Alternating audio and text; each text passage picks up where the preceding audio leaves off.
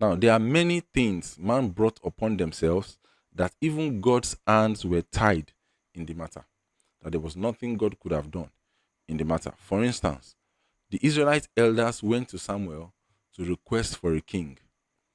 When the Israelite elders went to Samuel, Samuel took their petition to God.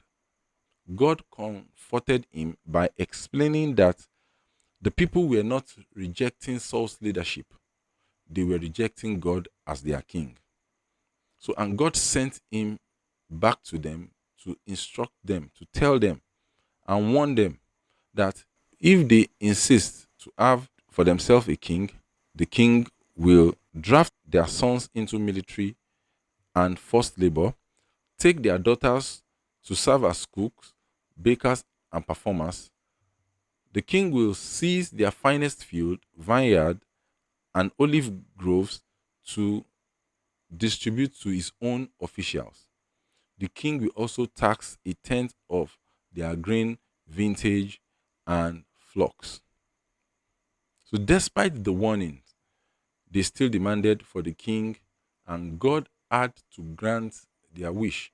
God did not force himself to rule a man who doesn't want his rulership. God has never done it and he will never do it. Force himself to rule those who does not want to be ruled.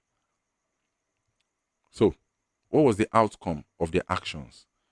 Immediate political oppression and forced labor, economic exploitation and taxation, national instability and division, idolatry, divine silence, and spiritual rejection.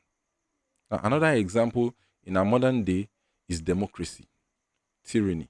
This was not part of God's initial plan for the world. Democracy, tyranny, this wasn't God's idea at all. These were all man made concepts, even though it's against God's initial purpose. Even though there are many things that man has brought into the society that was against God's initial purpose, God wouldn't try to control us after giving us free will.